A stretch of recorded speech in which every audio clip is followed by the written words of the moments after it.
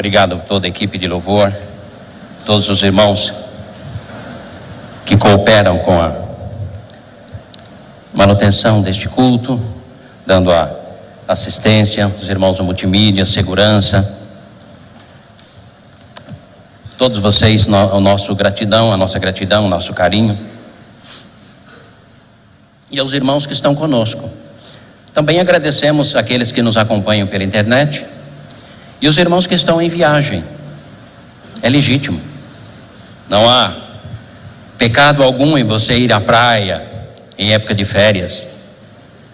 Tem irmãos que é meio neurotizado, ele não pode estar à praia que ele se sente pecando. Não, vá à praia, desfrute a natureza, descanse. Agora, se você está em casa e deixa de estar aqui conosco, adorando a Deus presencialmente, aí eu digo a você, você está perdendo. Porque o ajuntamento do povo de Deus é um ajuntamento extremamente benéfico, abençoador. Não costumamos usar esse termo, mas eu gosto desse termo. É também terapêutico. Nós relacionamos a terapia aos aspectos psicológicos, sociais, mas não é apenas isso.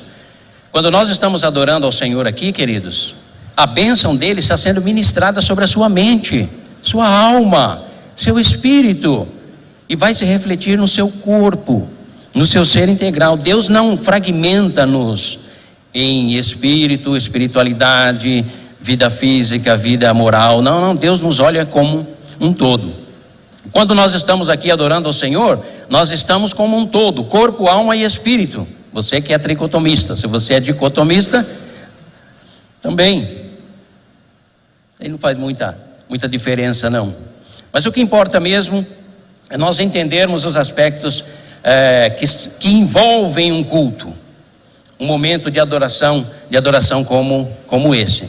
Porque a partir do momento que eu e você passamos a ter uma compreensão mais ampla sobre isso, a sua presença aqui ganha uma conotação mais consciente, mais sólida e mais determinante. Quando nós não temos essa compreensão, nós trocamos a adoração a Deus coletiva por qualquer outra coisa. E isso então se reflete de forma negativa nas nossas vidas. Ou seja, eu e você não devemos estar aqui simplesmente por mero cumprimento de ortodoxia ou liturgia. Nós estamos aqui porque estamos conscientes de que o Deus eterno estabeleceu que o seu povo deva se reunir. E olha que interessante, está dentro do nosso raciocínio aí do texto. Se reunir no primeiro dia da semana. Isso não é invenção humana. Foi o próprio Deus quem estabeleceu dessa forma. E a igreja primitiva, a qual nós estamos trabalhando nela, ela adotou essa postura e se tornou uma igreja triunfante. Uma igreja que venceu o Império Romano, o poderoso Império Romano, com seus exércitos, com as suas estradas construídas, com o seu legado que deixou aí para toda a humanidade. Mas havia um povo que não se dobrava àquele império. Eram os cristãos, que não tinham medo do Império Romano e nem do imperador. E no primeiro dia da semana houve um tal imperador que estabeleceu que ele deveria ser adorado. E a igreja, para contrariar tudo isso, ela estabelece, não, só adoramos um Senhor, o Senhor Jesus Cristo. E por isso, no primeiro dia da semana, celebramos a sua ressurreição. Imperador, temos por você apreço e respeito, e oramos por você. Mas não nos submetemos a você, porque há um Senhor acima de todo e qualquer senhor terreno, e é a Ele que nós servimos. Amém, queridos? Esses são fundamentos da igreja. São essas verdades que nos acompanham a nossa história como igreja visível, igreja do século I, a igreja primitiva, igreja dos séculos que sucederam, assim como nós, igreja do século 21. Igreja do século 21. E tudo isso passa por uma compreensão mais profunda, mais aguda, mais determinante que você tem, tanto da igreja como do próprio Deus que a estabeleceu. E dessa forma, nós vamos nos tornar cada vez mais uma igreja firme, forte e abençoadora, formadora de opiniões, determinante nos aspectos comportamentais, redentora, porque uma igreja que prega o Evangelho de Jesus Cristo, visando a eternidade, mas não apenas a eternidade, mas o tempo presente, gerando vida, controle, equilíbrio, estabilidade emocional, psicológica, mental e espiritual na vida de todos aqueles que fazem parte dela. Estamos indo lá para baixo, 32 mil metros de bênção, 32 mil metros para serem ocupados, é a nossa terra prometida, mas ela precisa ser ocupada por um povo mais consciente, cada vez mais convictos, cada vez mais ousados em Deus, cada vez mais comprometidos livremente no exercício da espontaneidade do seu livre arbítrio. Povo comprometido.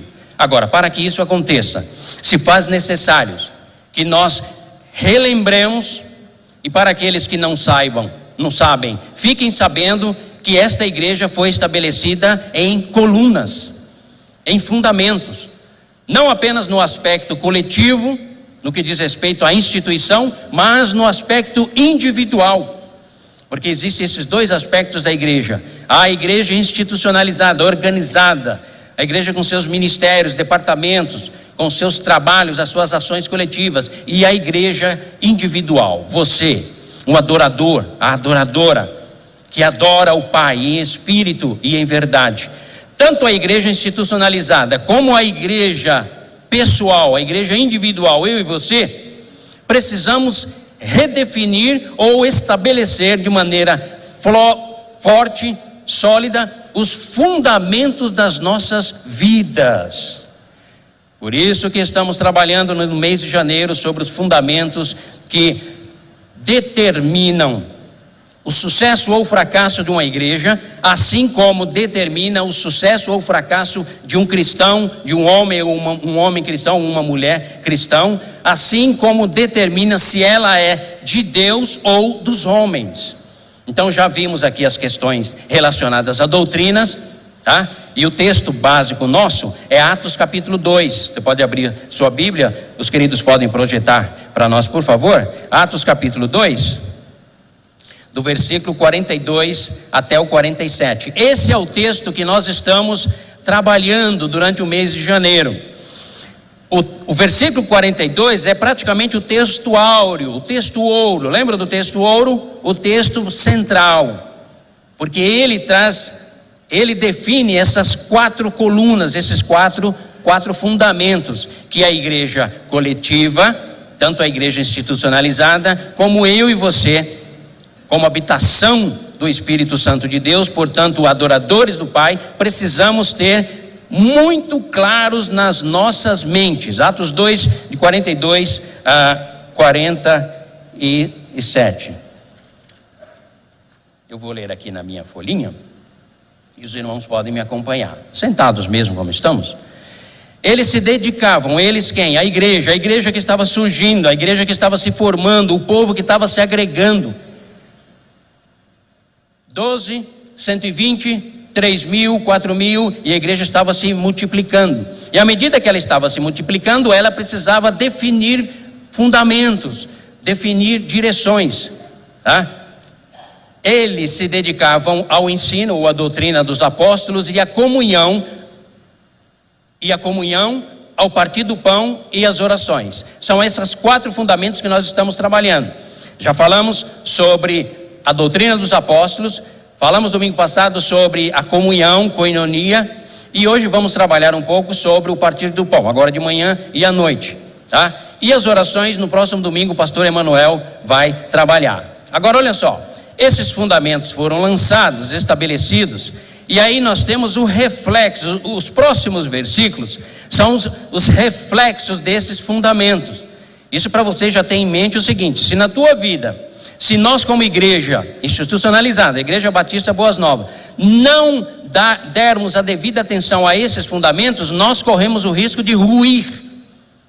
Porque a igreja universal, a igreja de todos os crentes da face da terra, não aquela que você pensou, mas a igreja de todos os crentes na face da terra, essa prevalecerá para sempre.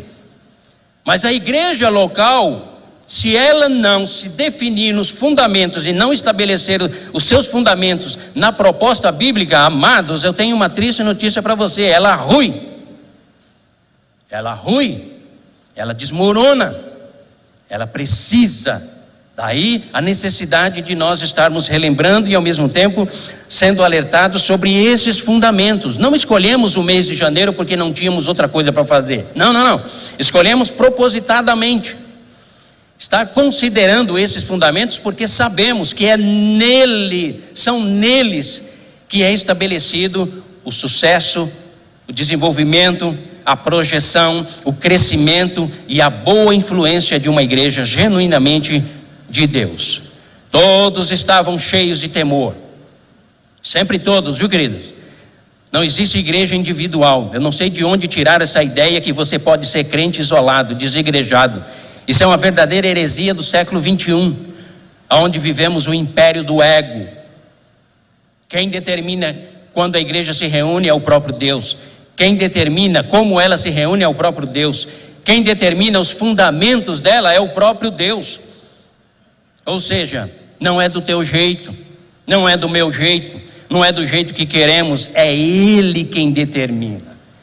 E esses fundamentos foram eles, o próprio Deus e a pessoa do Espírito Santo, que estabeleceu na vida da igreja. Todos os que criam mantinham-se unidos, versículo 44, aliás o 43, todos estavam cheios de temor e muitas maravilhas e sinais eram feitos pelos apóstolos. Todos os que criam mantinham-se unidos e tinham tudo em comum.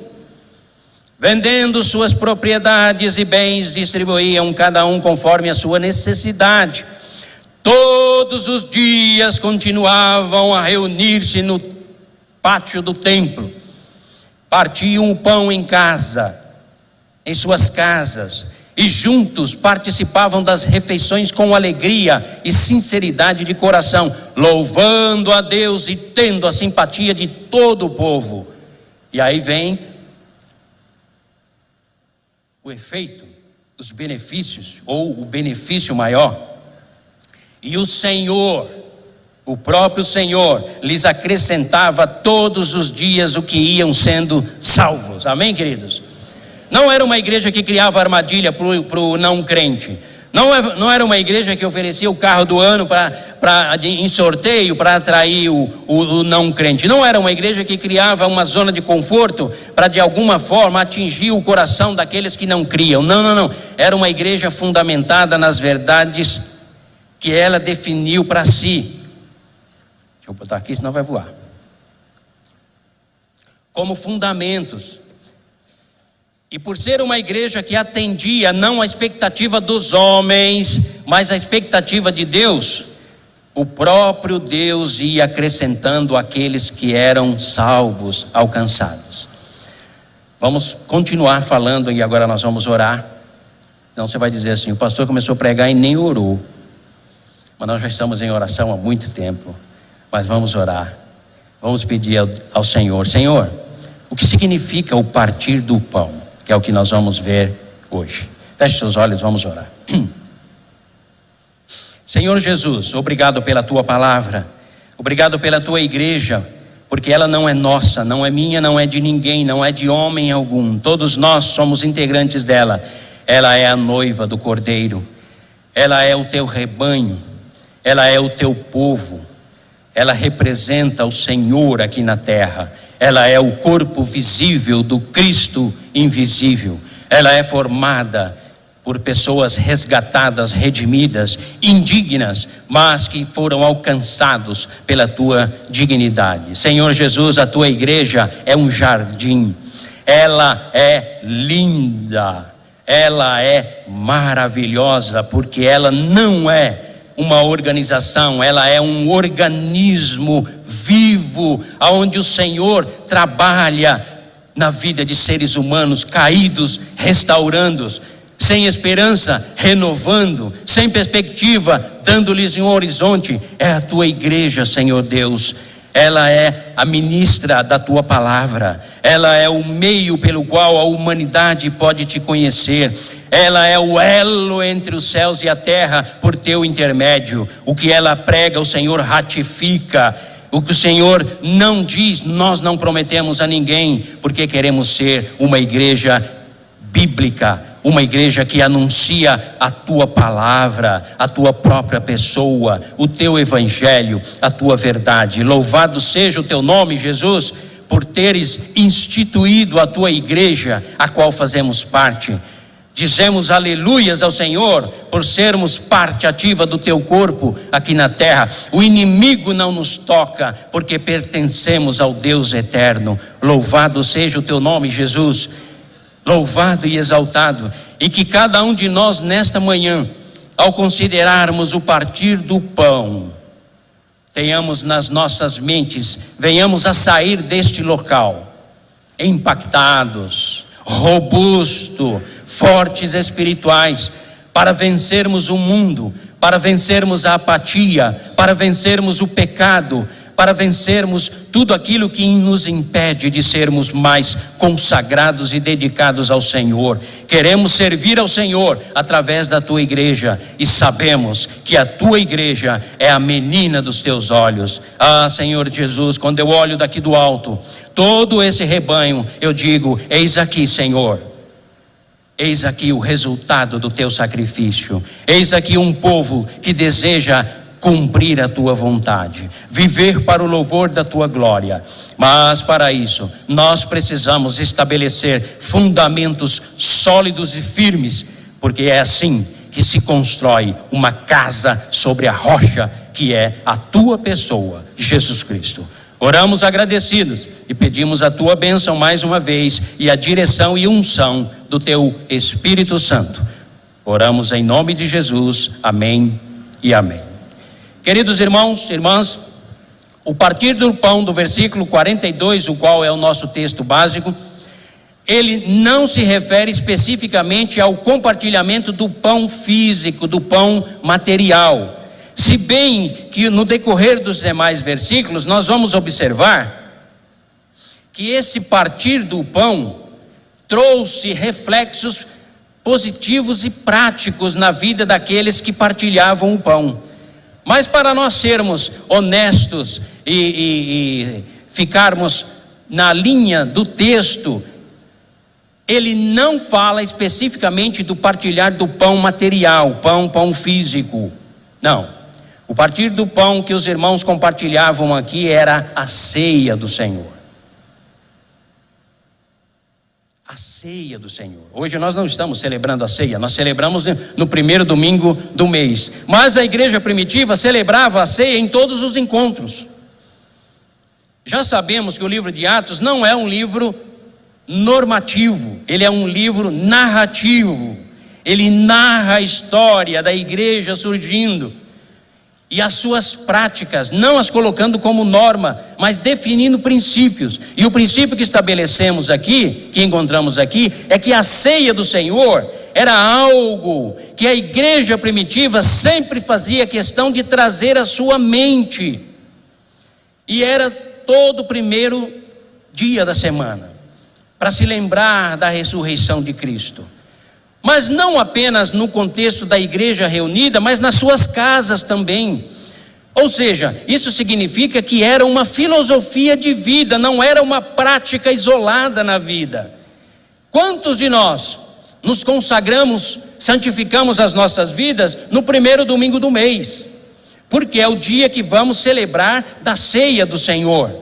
E naquela semana nos abstemos de pecar, de xingar, de cometer diversos agravos, porque achamos que estamos nos preparando para no domingo sermos dignos de pegarmos o pão e pegarmos o cálice. Essa atitude não corresponde à atitude da igreja primitiva, porque essa atitude é uma atitude que praticamente idolatra a ceia. Faz da celebração da ceia um momento como se fosse um ídolo, algo que motivasse você. Não. A igreja cristã primitiva, ela celebrava, ela partia o pão todos os dias, em todos os encontros. Nós descobrimos, inclusive, lá em Atos 20, versículo 7, que era sempre no final da semana e todas as vezes partiam o pão. Sabe por que eles partiam o pão, queridos? Não era para receber ou solicitar bênçãos da parte de Deus. Outro equívoco que nós, no século 21, costumamos cometer. Achamos que nos dedicando ao primeiro domingo em vir à igreja, celebrando a ceia, algum problema na minha vida vai ser resolvido, algum declínio moral, alguma tendência pecaminosa vai ser resolvida. Não, amados. Tudo isso nós precisamos trabalhar cotidianamente nas nossas vidas. E não fazer do momento da celebração da ceia do Senhor, quando estendemos a mesa, um momento de contrição, um momento de recolhimento, somente naquele dia. Não, queridos. A igreja primitiva tinha como fundamento da sua proposta de vida, não apenas de ensino, não apenas de pregação, mas de vida, era celebrar o partir do pão. Sabe por quê, amados?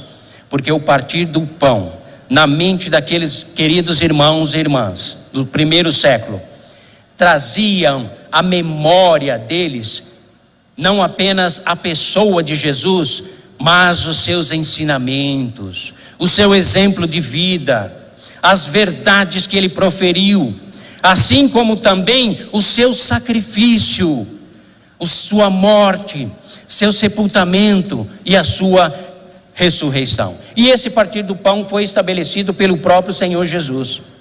Já disse isso estando aqui à frente celebrando a ceia e repito, por uma questão didática, por uma questão de estar trazendo a memória daquele povo, quem ele era, a identidade dele, a sua origem, a sua missão, os seus ensinamentos. Ele, Jesus, estabeleceu a ceia. Onde está? Mateus 26 a 30, você pode anotar.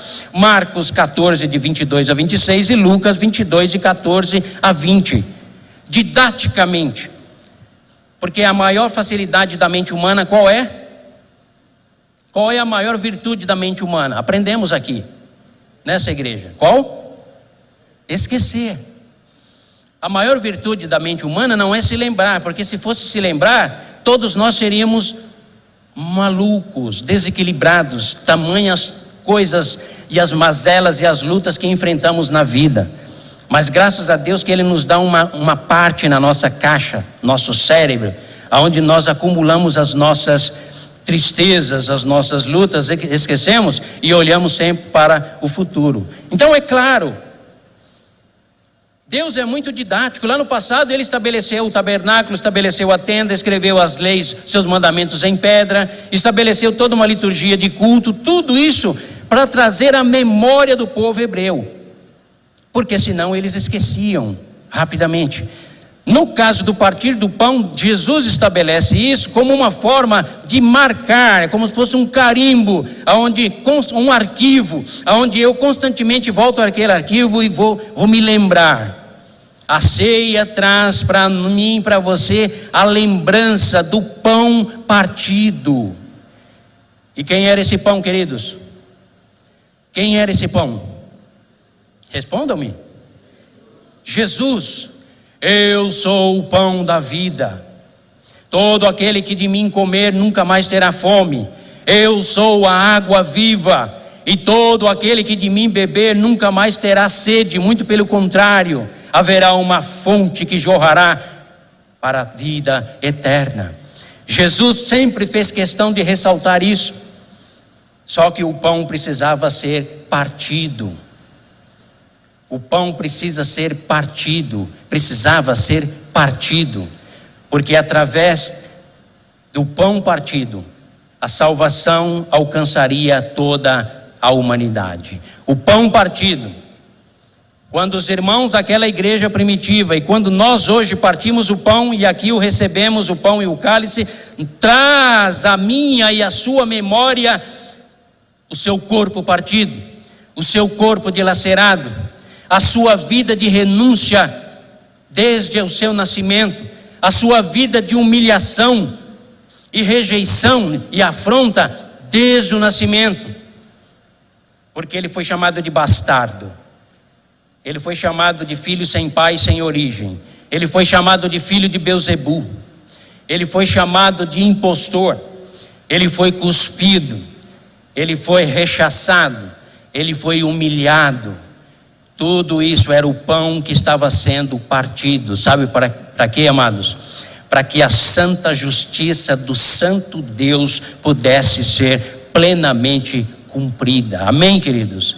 Sem o partir do pão, que é Jesus, eu e você não estaríamos aqui, não haveria salvação para a humanidade, seríamos eternamente famintos e sedentos, sem esperança, sem perspectiva. O pão partido significa: tudo está consumado, a redenção, o caminho foi aberto, a salvação agora é oferecida para todos os seres humanos.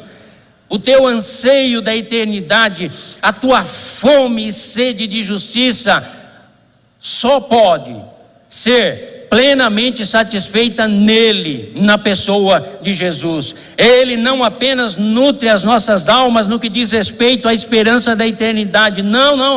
A tua vida emocional, a tua vida física, a tua vida e a tua existência psicológica, neurológica, ela precisa do pão da vida, queridos. E esse pão foi partido. E ao ser partido, é oferecido a todos. Vinde, comprai, diz Deus na sua palavra. Vinde a mim, comprai sem preço aquilo que é necessário para a sua alma. Lá no profeta Isaías, capítulo 55. A igreja se reunia e partia o pão como uma necessidade para trazer à sua memória o custo, o preço que foi pago para que a sua salvação, para que a possibilidade de uma vida abençoada pudesse se tornar realidade na vida daqueles irmãos do passado e na minha e na sua vida. Pão partido, o sangue derramado. Sem uma devida consciência disso, você será crente pela metade. A tua consagração será feita pela metade.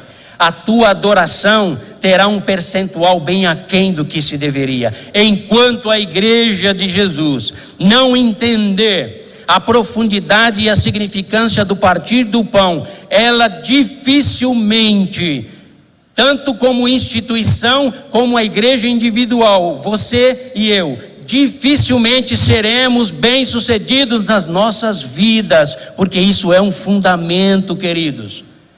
Celebrar o partir do pão vai produzir em nós vidas cheias de temor.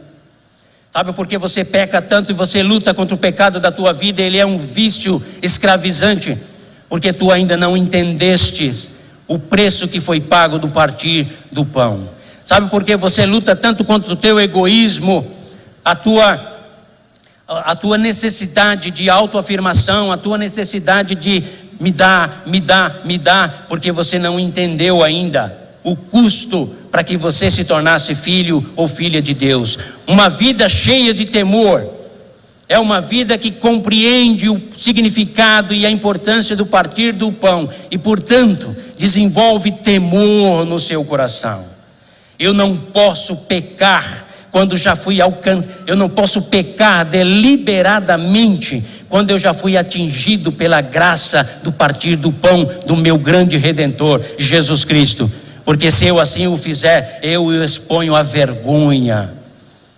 Eu estarei dizendo: Jesus, o teu sacrifício, o partir do teu corpo não é suficiente para a minha própria vida, queridos. Partir do pão, a compreensão dele, que é o partir do corpo de Cristo e o derramar do seu sangue, vai gerar em nós vida de temor, vai produzir em nós sinais e maravilhas.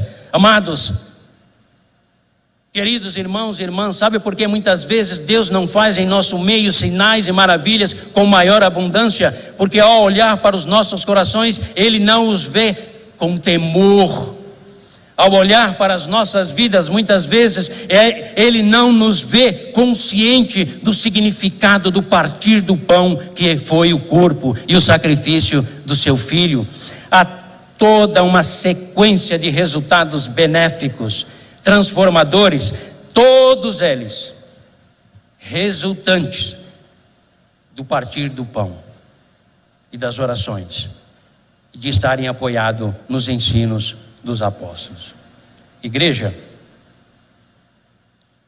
não há mais tempo para brincar, nem com Deus, nem com a sua palavra, nem brincar, enganando-se a si mesmo de ser filho ou filha de Deus. Estamos chegando a um tempo e a um momento da história da humanidade, no contexto da igreja, e enfrentaremos maiores adversidades ainda. Por isso já estamos alertando todos vocês.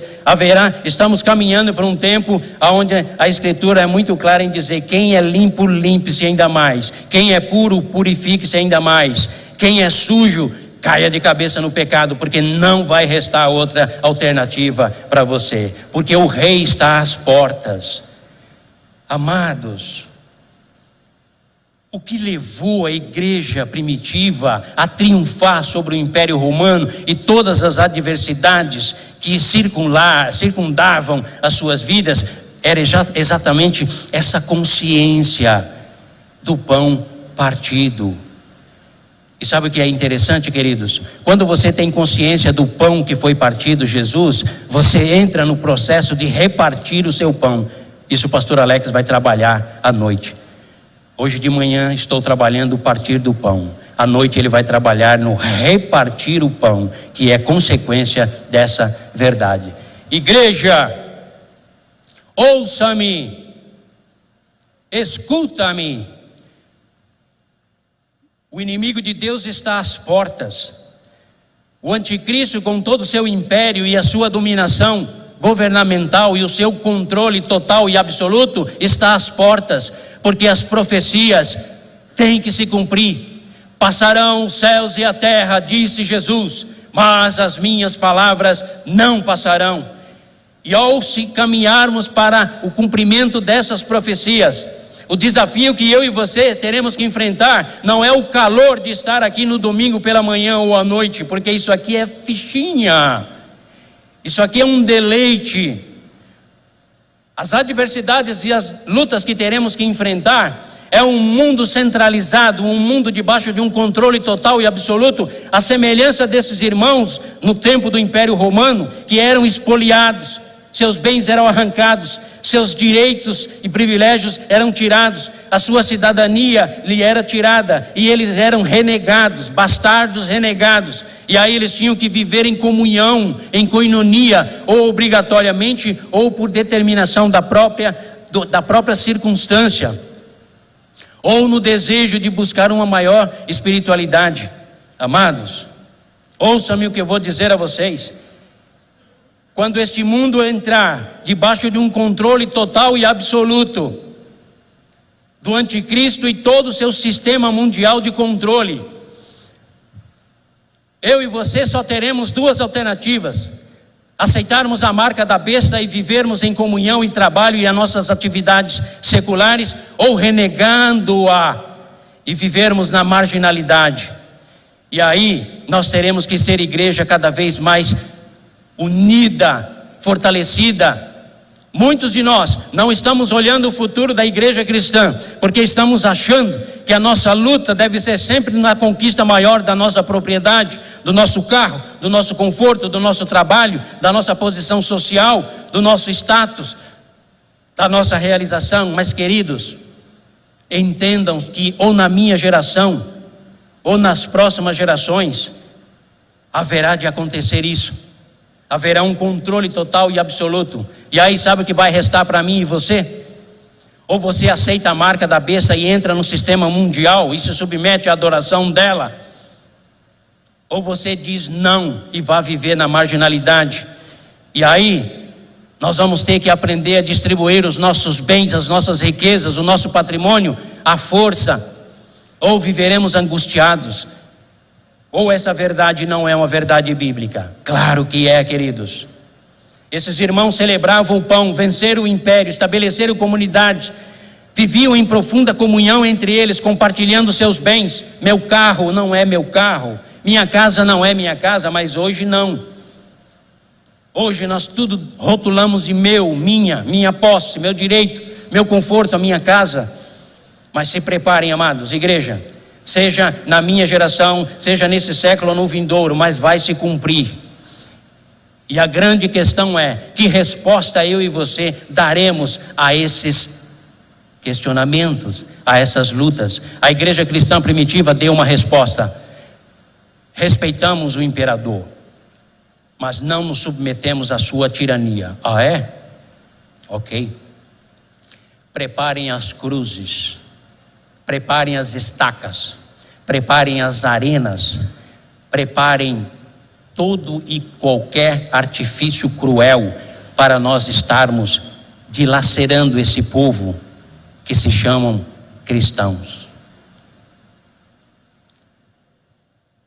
É preciso, amados, mais do que nunca, que eu e você voltemos a partir o pão, conscientes da proposta que o grande Salvador nos fez, de redenção, de vida eterna, de exclusividade, porque vocês são um povo escolhido, nação santa, povo adquirido, para que anuncieis as virtudes daquele que vos chamou das trevas para a sua maravilhosa luz.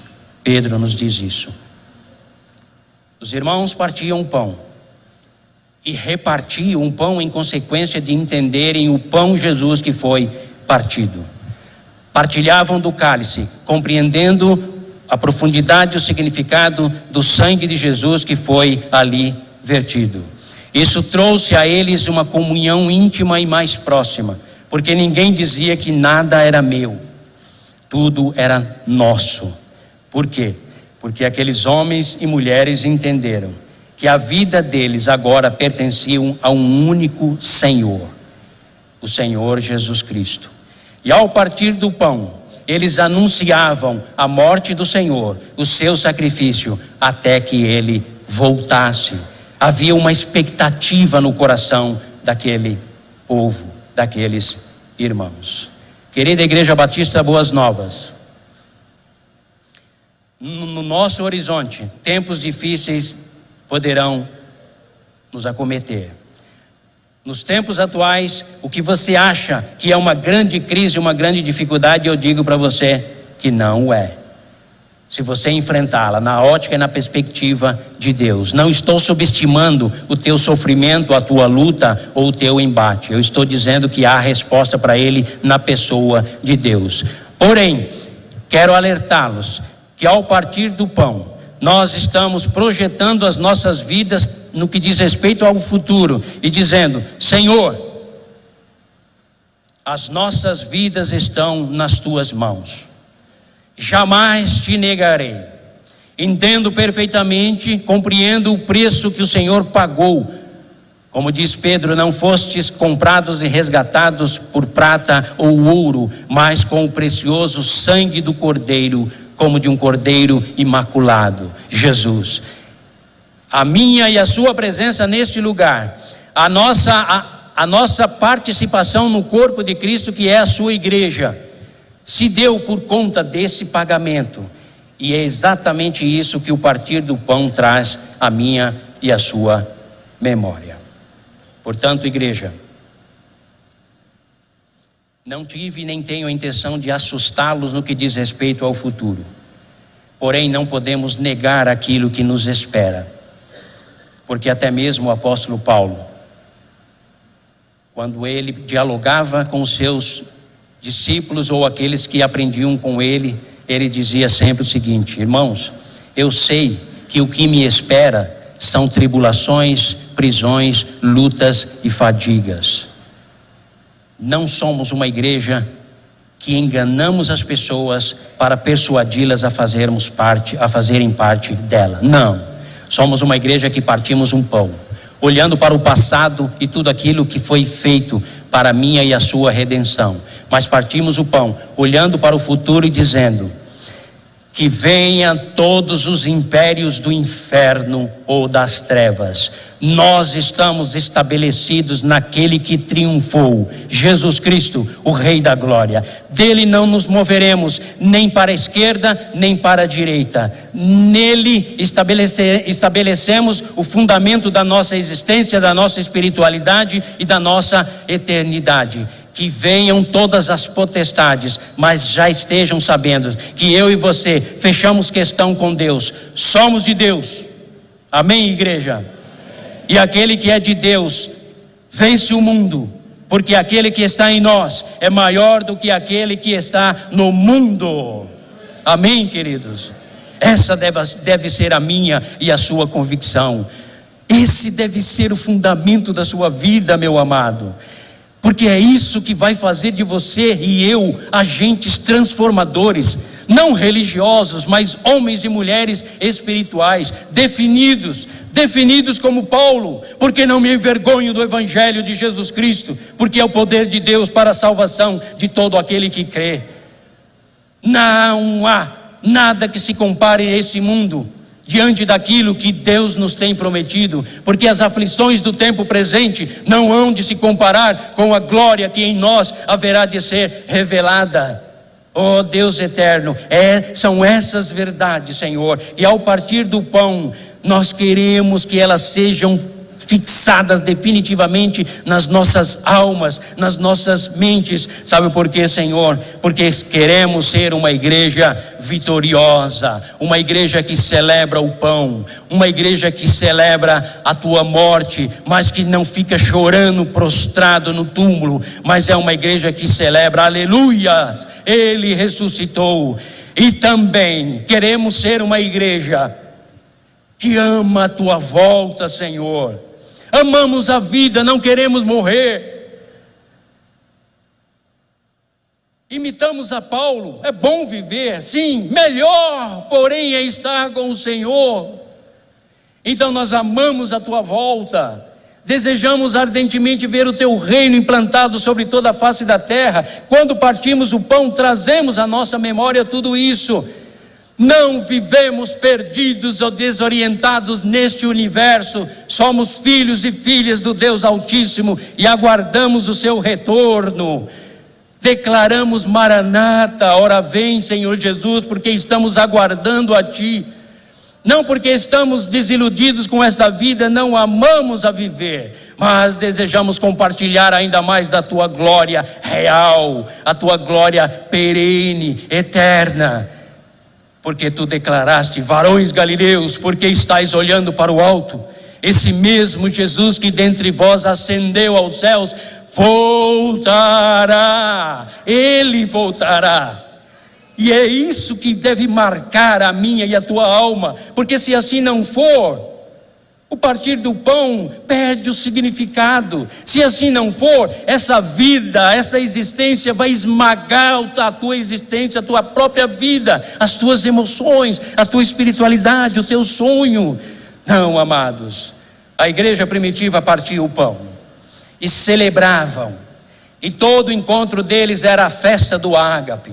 Num determinado momento, um pouquinho mais para frente, eles introduziram a cerimônia de lavar os pés, como sinônimo de humildade, serviço, e aí era a festa do ágape. Quando vamos para Tessalônica, encontramos aquele grupo de irmãos que celebravam o pão, tinham um amor profundo e cruzavam-se pelas ruas dizendo, não como vai a tua conta bancária, não como vai a tua vida, o teu emprego, mas dizendo, Maranata, irmão, glória a Deus e aleluia, porque aguardamos o Rei da glória, Ele vem nos buscar, amados. Oh Deus amado, como eu gostaria que o Teu Espírito Santo inundasse a alma, o coração e a mente dos meus queridos irmãos com essa verdade, para que saiamos por aquelas portas como pessoas transformadas, renovadas, com os nossos sentimentos e a nossa projeção, expectativa de vida totalmente mudadas. É por isso, queridos, que estamos trabalhando nesses fundamentos da igreja vitoriosa, a igreja primitiva, que se dedicavam aos ensinos dos apóstolos, a comunhão, estando juntos e comungando, vivendo em coinonia, mas também o partir do pão que é Jesus. Não se turbe o vosso coração, filhos e filhas, credes em Deus, credes também em mim. Eu vou, mas voltarei. Eu vou preparar-vos lugar. E voltarei. E levarei cada um de vocês para mim mesmo. para que onde eu estou, vocês também estejam, porque vocês estão partindo o pão, se lembrando de mim, celebrando a minha morte, mas celebrando acima de tudo a vitória final e cabal da minha ressurreição.